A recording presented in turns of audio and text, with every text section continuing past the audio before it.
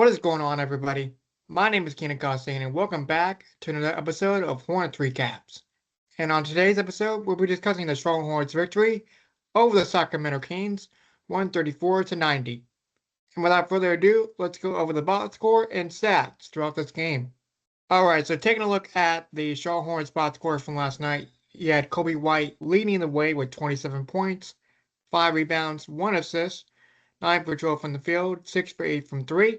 LaMelo Ball had 20 points, 6 rebounds, 8 assists, 7 for 16 from the field, 6 for 13 from 3.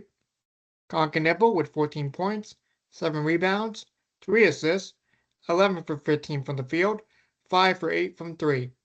For the Sacramento Kings, you had Daquan Plowden leading the way with 22 points, 9 for 17 from the field, along with 2 rebounds in this game. And Maxine Raymond with 16 points, 7 rebounds, went 6 for 14 from the field, and 1 for 3 from 3 in this game. Taking a look at the team stats, the Charlotte Hornets shot at 51.1% to the Sacramento Kings 40.7%.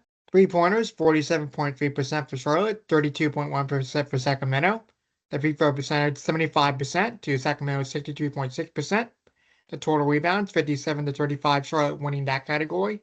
Offensive rebounds, 12-10, Charlotte. The defensive rebounds, 45-25, Charlotte.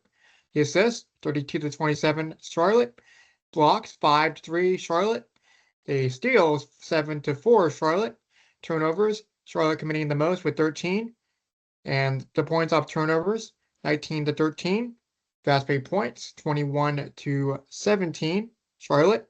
The points in the paint, 42 for Charlotte, 48 for Sacramento. Points per possession, 1.29 for Charlotte, 0.92 for Sacramento. The personal fouls, 16-15. And the largest lead for Sacramento was 2 to the Charlotte Hornets, 46. My Hornets player of the game belongs to Moussa Diabate with 17 points, 11 rebounds, 2 assists, 2 block shots, and went 6 for 7 from the field. With Moussa Diabate, he got off to a blazing hot start, scoring 8 points in the first quarter, and was able to grab 4 or 5 rebounds already in the first quarter alone. So he was able to make a huge impact in this game at the center position. So Moussa Diabate, not really known for getting the points that he usually gets, averaging at least 7 to 8 points a game, but he was on a different kind of tear in this game. So Moussa Diabate setting the tone early and setting it well throughout this contest. So Moussa Diabate is your Hornets player of the game. Now, what are my thoughts during this game that took place last night?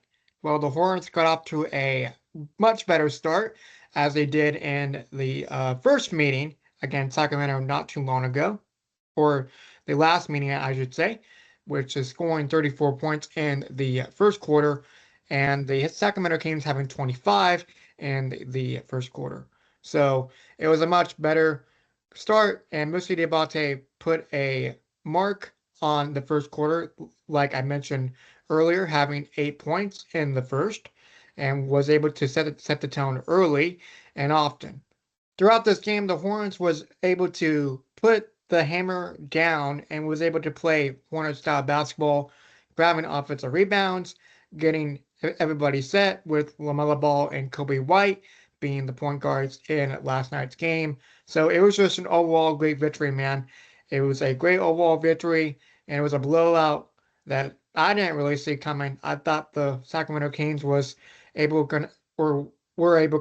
to make a run like they did in the first game, but the Charlotte Hornets was able to put up some outstanding numbers in this game. And Keenan, after suffering a poor stat line in the last game, was able to put up 5 3-pointers in this game as well. So Keenan, a great bounce back game in this one.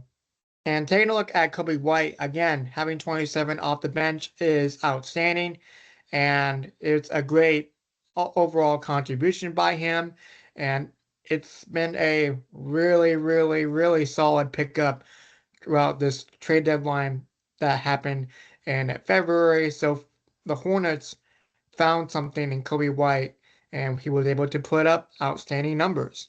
Now, the Sacramento Kings were shorthanded once again with no Russell Westbrook, no Domantas Sabonis, no DeAndre Hunter, no Zach LaVine, no Keegan Murray in this game, but Malik Monk was able to suit up in the Charlotte Hornets game last night. And taking a look at his stats, he was able to put up, let's see what we got here. Malik Monk, 7 points, 3 for 13 from the field, 0 for 3 from 3. And he had 14 assists in this game, so that was the only bright spot. And that is a career high in assists for Malik Monk. And I bring up his name is because he was a former Charlotte Hornets player back in 2017. So the Hornets drafted him with, I believe, the 14th pick in the draft. So correct me if I'm wrong in the comment section below if you want. So Malik Monk, a not so good outing in the return to the Queen City. For the Charlotte Hornets, they did an outstanding job shutting down DeMar DeRozan in this game, only holding DeMar to 7 points in this game last night compared to the last meeting where the DeMar DeRozan had 39 points, which is leading both teams from last night's matchup, which the Hornets did win 117 to 109. And it was just an off night for DeMar DeRozan, and the Hornets had a plan to shut him down defensively. DeMar DeRozan is mainly known for a mid-range game and a great foul and one player, so getting a basket and the foul and completing the three-point play. So DeMar DeRozan was able to get shut down by the Hornets defense last night. So shout out to the Charlotte Hornets for shutting down their best player on the court. Shout out to LaMelo Ball for passing Dell Curry on the second all-time three-point made list. Dell Curry had 929 threes, and LaMelo Ball had to get 930 to pass him. Kemba Walker leads the way with 1,283. LaMelo Ball with 931. And Dell Curry has 929 to be in the top three. So shout out to LaMelo Ball for passing Dell Curry for second all-time in franchise history and three-pointers made.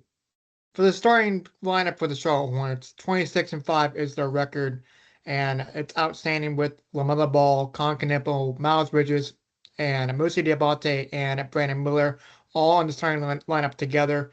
26-5, they just can't do wrong. And let's see if the streak can continue as well as we get to the next game. Now, there's only 10 games left in the regular season, and the battle in the East has gotten a lot tighter throughout the 7th through 10th spot. And let's take a look at the Eastern Conference standings here. So you have, or excuse me, the 8th through 10th, I should say. The Magic has the 8th spot, the Hornets have the 9th spot, and the Miami Heat have the 10th spot, all tied at 38 and 34. And with this being said, the Orlando Magic lost to the Cleveland Cavaliers last night in a close game.